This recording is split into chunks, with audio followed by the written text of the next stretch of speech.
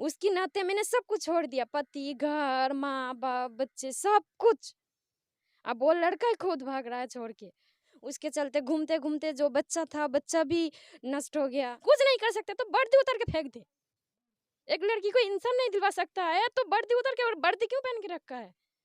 अमीर लोग के लिए, पैसा लोग के लिए, जो जिसके पास पैसा है उसके लिए अमीर मतलब वर्दी बन के रखा है वो लोग। अगर ये लोग कुछ नहीं करता तो अब मुझे सुसाइड के अलावा और कुछ नहीं है मेरे हाथ में मरने के अलावा। कह रहा है 5 लाख लेके आओ फिर हम रखेंगे, नहीं तो नहीं रखेंगे, चले जाओ। अब वो लोग दहेज की दाबी कर रहा है उसके घर वाला। ये सब ना करके 10 लाख लो और यहाँ से चले जाओ, इस केस को रफा दफा करो और मतलब ये मामला सब खत्म करो और 10 लाख लेके यहाँ से दफा हो जाओ। चलिए। क्या रुपया से ही किसी का प्रतिष्ठा खरीदा जा सकता है? किसी का ईमान खरीदा जा सकता है? नहीं, बिल्कुल नहीं। अगर मुझे पैसे की ज़रूरत होता तो मैं पैसे के लिए कहीं भी चली जाती। मैं इसके घर पे क्यों मर रही हूँ? क्योंकि वो लड़का लेके आया, शादी किया, मेरी ज़िंदगी बर्बाद किया है, तो इस लड़के के साथ रहना है ना कि पैसा लेके मुझे ज़िंदगी संवारना। तरफ दहेज की डिमांड 5 लाख और दूसरी तरफ 10 लाख दे के पीछा छुड़ाना, ये कतई जायज नहीं है। ये साफा सरासर मनमर्जी है।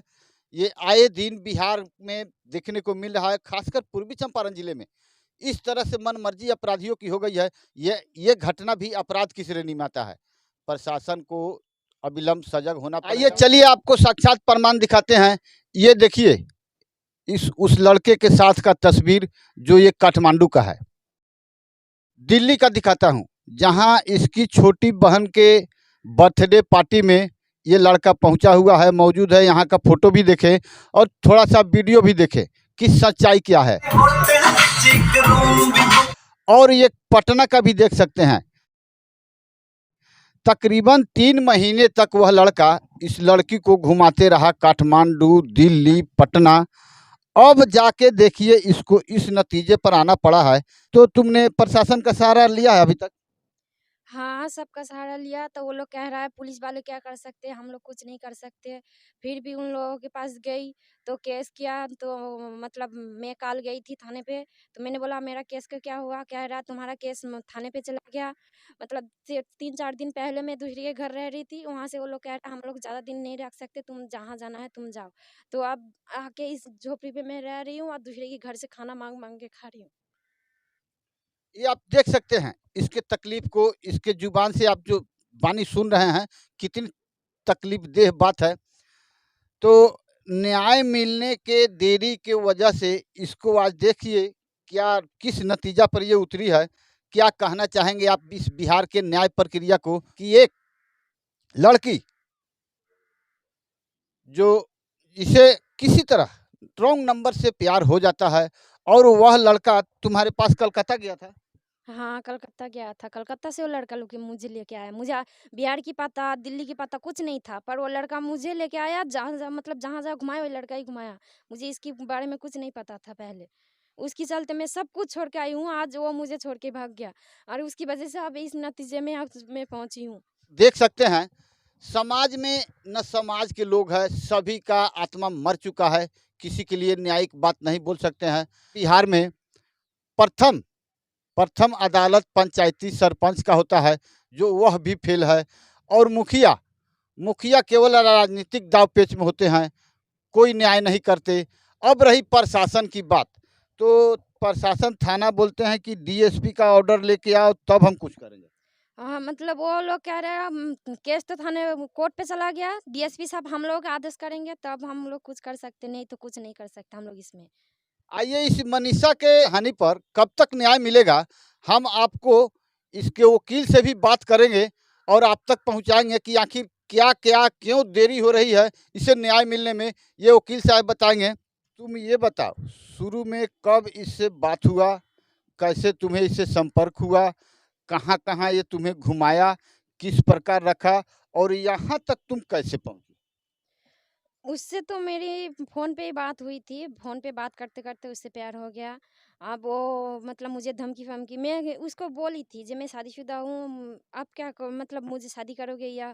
वो कह रहा है देखो तुम शादीशुदा हो तो क्या हो गया, मैं तुमसे शादी करूँगी, अगर तुम नहीं मिले तो मैं मर जाऊँगी। बहुत कुछ धमकी-वमकी दिया। अच्छा। तो इसलिए वो लड़का फिर मुझे लेने खुद से चला गया कलकत्ता। अच्छा। कलकत्ता से ले आके मुझे नेपाल लेके गया। नेपाल पे वहाँ पर रखा, वहाँ से फिर पटना लेके गया, पटना से मतलब पटना से बरगनिया, बरगनिया से दिल्ली, दिल्ली से मतलब ऐसे मोतिहारी, बिहार बहुत जगह मुझे घुमाया। कहाँ के नाम बताऊँ। अच्छा, अच्छा। फिर उसके बाद उसके घर वाला उसको लेके आ गया, मार पीट के मुझे रूम पे बंद करके। अब मुझे वहीं छोड़ दिया।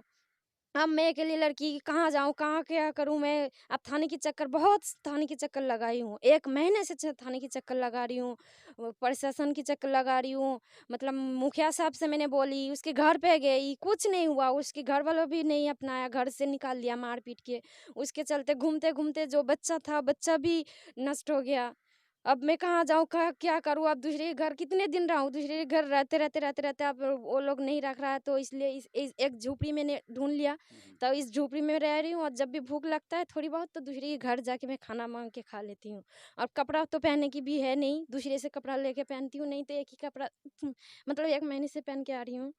तो अब क्या करूँ, आप लोग कोई इंसाफ दिलवा दो मुझे, मैं क्या करूँ बोलो आप लोग। उसकी नाते मैंने सब कुछ छोड़ दिया, पति, घर, माँ बाप, बच्चे, सब कुछ। अब वो लड़का ही खुद भाग रहा है छोड़ के। क्या इस बीच जब से भागा है तब से कभी उस लड़के से बात हुआ है तुम्हारा? बात नहीं हुआ, फोन कर रही हूँ, फोन नहीं उठा रहा है। बात तो नहीं हुआ, पर फोन ही नहीं उठा रहा है। आप सभी तमाम आम नागरिकों से आग्रह है कि जो तस्वीर में आप देख रहे हैं इस लड़के को, इंडिया और नेपाल में कहीं भी आपको दिखे तो स्क्रीन पर देख रहे नंबर पर अवश्य संपर्क करें, ताकि एक लड़की के जीवन को बर्बाद करके भागना कतई शोभा नहीं देती। इसे क्या सजा मिलनी चाहिए आप जरूर बताएंगे। आप देख सकते हैं, इसके जुबान से सुन सकते हैं कितनी दर्द भरी बात है। ये इस झोपड़ी नुमा घर में रह रही है। क्या यही दिन देखना बाकी रह गया था? उसने बोला कि तुम शादी नहीं करोगी तो मैं आत्महत्या कर लूंगा, बोलता हाँ था। हाँ हाँ, यही बोला था उसने। जब मैं तुम शादी नहीं करोगे तो मैं आत्महत्या कर लूंगा। फिर मेरे से शादी किया उसने, शादी करके ये सब मतलब छोड़ दिया। फिर अब वो लोग नहीं रख रहा है, वो लोग कह रहा है 5 लाख लेके आओ फिर हम रखेंगे, नहीं तो नहीं रखेंगे, चले जाओ। अब वो लोग दहेज की दाबी कर रहा है उसके घर वाला। अब मैं पैसे कहाँ से लेके आऊँ, मैं तो गरीब हूँ। पैसे कहाँ से लेके आऊँ, थाना पे जाती हूँ तो थाने वालों में भी पैसे की बात करता है, तो पैसा मैं कहाँ से लेके आऊँ बोलो। अब वो लोग कह रहा है जब हम लोग इसमें कुछ नहीं कर सकते, पुलिस वाला कह रहा है अरे कुछ नहीं कर सकते हो तो वर्दी क्यों पहने हो आप लोग, वर्दी उतार के फेंक दीजिए। बोलो क्यों नहीं कोई कुछ कर सकते, सबके लिए हो तो मेरे लिए क्यों नहीं है। मैं गरीब हूँ, मेरे पास पैसा नहीं है, इसलिए पुलिस वाला कह रहा है। और वो लोग पैसा फेंक रहा है इसलिए कह रहा है, उसके पैसे पे नाच रहा है। और मेरे पास पैसा नहीं है इसलिए कह रहा है हम लोग कुछ नहीं कर सकते, इसमें पुलिस कुछ नहीं कर सकते। कुछ नहीं कर सकते तो वर्दी उतार के फेंक दे। एक लड़की को इंसान नहीं दिलवा सकता है तो वर्दी उतार के, और वर्दी क्यों पहन के रखा है। अमीर लोग के लिए, पैसा लोग के लिए, जो जिसके पास पैसा है उसके लिए अमीर मतलब वर्दी पहन के रखा है वो लोग। बोलो। ये है कौन थाना? चिड़ैया थाना। आप सुन सकते हैं इस लड़की के जुबान से जो आपने सुनी। क्या ये जायज़ है? अगर जायज़ है तो भी कमेंट करेंगे, अगर जायज़ नहीं है तो भी आप कमेंट करेंगे। और इस ज़िले के कप्तान महोदय से मेरा आग्रह है कि ऐसे पुलिसिया कार्रवाई जो आपने इस लड़की के ज़ुबान से सुना, इसे अवश्य संज्ञान में लिया जाए। और ये लड़की पता नहीं किस मूड में कब कहाँ आ जाए, क्या होनी अनहोनी हो जाए, इसे बचा लिया जाए। डीएसपी साहब, इसे बचा लिया जाए, इसे न्याय अवश्य दिलाया जाए। चलिए, उस लड़का को उसके गार्जियन कहाँ से पकड़ के लाए थे? बड़गिनिया से उसकी मासी के घर से उस लड़का को पकड़ के लेके आया था, मुझे रूम पे बंद करके। फिर मैं 2 दिन से रूम पे बंद हूँ, ना कुछ खाना पीना, ना कुछ कुछ भी नहीं। उसकी मासी दरवाज़ा भी नहीं खुला था, तो उसके चलते मैं गुस्से में आके फांसी लगाने गई हूँ, ट्रेन पे काटने गई हूँ। तो वो लोग भी कह रहे हैं देखो जो लेके आया तो उसके घर जाओ ना। मैं उसके घर आई, उसके घर वाला ने गेट बंद कर दिया। तो वहाँ से कह रहा है आप मतलब 5 लाख लेके आओ फिर हम लोग घर पे रखेंगे। तो दहेज के लिए मुझे जोर दे रहा है, दहेज नहीं दूंगी तब तक वो लोग नहीं रखेगा। लड़का को छुपा के रखा है, लड़का को भी नहीं निकल रहा है। इसमें उसका गार्जियन भी दोषी है? हाँ, उसके गार्जियन बिल्कुल दोषी है, उसके गार्जियन ही लेके आया उसके लड़का को। वो तो खुद नहीं भागा था लड़का, भागना होता वो मुझे कब के कहीं भी छोड़ के भाग जाता। उसका खुद का रिश्तेदार के घर पे नहीं लेके जाता मुझे, जहाँ-जहाँ लेके गया उसका खुद का रिश्तेदार के घर पे लेके गया। अगर भागना होता तो कहीं भी छोड़ के भाग जाता। तो अब आज मुझे कहना है उसके घर वाले के ऊपर कुछ एक्शन लीजिए। उस घर वालों को अगर कुछ करोगे तभी वो लड़का निकलेगा, नहीं तो नहीं निकलेगा। दहेज की डिमांड घर वाला ही कर रहा है? हाँ, दहेज की डिमांड उसके घर वाला बोला है। कह रहे 5 लाख लेके आइए, तो मैं बोला 5 लाख कहाँ से लेके आऊँ? आपका लड़का लेके जानबूझ के लेके आया है, तो 5 लाख मैं कहाँ से लेके कहाँ से आऊँ? लाएगा? हाँ, मेरे बाप थोड़ी ना देगा, मेरा बाप थोड़ी ना बोला जो उस लड़के के साथ भाग जा या उस लड़की से शादी कर ले। कुछ नहीं है ना। तो उसको वो लोग मतलब मैं चाहती हूँ उन लोगों के ऊपर ऐसा कोई एक्शन लो, उसके घर वाले के ऊपर लड़का भाग के आ जाए यहाँ पर। वो तो आना ही पड़ेगा, कानून के हाथ इतने लंबे हैं कि कहीं से ढूंढ सकती है, यदि चाहे तो। पर कानून कहाँ से देगा? कानून को पैसा फेंक रहा है, तो इसीलिए तो मैं कह रही हूँ कानून का मेरे पास पैसा नहीं है, इसलिए कानून मेरा एक्शन नहीं ले रहा है। जो पैसा फेंक रहा है उसी का एक्शन ले रहा है। कानून का हाथ कहाँ से अब लंबा हो रहा है बोलो? अभी तो सभी तो जानते हैं कानून के हाथ लंबा है। हाँ, तो है तो कहाँ से है? कहाँ? मुझे तो दिख नहीं रहा है। 1 डेढ़ महीने से तो मैं थाने के चक्कर काट रही हूँ, कोर्ट के चक्कर काट रही हूँ, कहाँ से हो रहा है? हाँ? तो इधर आके चल के तो 14 तारीख को केस हुआ है। 14 तारीख को केस हुआ है, कह रहा है केस कोर्ट पे चला गया, डीएसपी साहब हम लोगों को बोले आदेश देंगे तब हम लोग कुछ करेंगे। तब तक अब तुम यहाँ पर थाने पे नहीं आना, हम लोग जब फ़ोन करेंगे तभी आना। वो लोग कह रहा है। इतना तो आपने सुना। मैं बता दूं, 1 महीने चक्कर काटने के बाद इस लड़की को लोक शिकायत का दरवाजा खटखटाना पड़ा, चिरैया थाना के लिए। जब लोक शिकायत एक्शन में आई, तब जाके केस हुआ है, नहीं? हाँ, तभी हुआ है केस जाके। इसके पहले नहीं लिया था उन लोग केस। अब केस लेके भी अब उन लोगों का यही कहना है, जो डीएसपी साहब जो बोलेगा हम लोग वही करेंगे। अब न्याय, इसका मनीषा का न्याय अब डीएसपी महोदय के हाथ में है। आपसे आग्रह है, विनम्र निवेदन है कि इस महिला को, इस मनीषा को न्याय दिलाया जाए। केवल न्याय के लिए इस पीड़ित को क्या चाहिए? न्याय चाहिए, घर परिवार चाहिए, से संसार चाहिए। आप लोग न्याय दिलाने के लिए अवश्य तत्पर हों। इसके लिए सीएम खबर आपको बार-बार आग्रह करती है। आइए मनीषा से हम जानते हैं कि अगला कदम तुम्हारा क्या होगा? यदि ये न्याय नहीं देरी होता है तो तुम कहाँ रहोगी? कैसे क्या होगा तुम्हारा? क्या क्या सोची है तुम? मैं क्या सोची हूँ, अगर ये लोग कुछ नहीं करता तो अब मुझे सुसाइड के अलावा और कुछ नहीं है मेरे हाथ में मरने के अलावा। मैं मार ही सकती हूँ, अगर वो लोग कुछ नहीं कर सकता तो। उसकी दरवाजे पे जाके हम मर सकते हैं। अगर वो पुलिस चिरैया थाना भी कुछ नहीं कर रहा है, कोर्ट भी कुछ नहीं कर रहा है, डीएसपी साहब भी कुछ नहीं करेगा, तो अगर मैं मरी तो इन लोगों के सबके ऊपर जिम्मेदारी आएगा, और सबसे ज्यादा इसके वरुण देव की ऊपर जिम्मेदारी आएगा, और उसी की द्वार पे मैं जाके मरूंगी।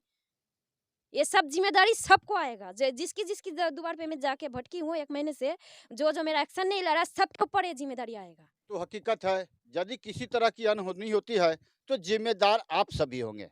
और ये जो किसका नाम रखी है अभी तुम? वरुण देव शाह का, वो कौन है?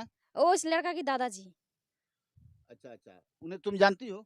हाँ, उसको अच्छे से जानती हूँ, उसकी लड़का की दादाजी है। उस दादाजी ने तो बोला 5 लाख लेके आओ दहेज के लिए, तो उसने वो तो बोला 5 लाख लेके आओ तब हम आपको घर पे रखेंगे, नहीं तो नहीं रखेंगे। तुमसे मुलाकात कभी हुई है? हाँ, हुई है।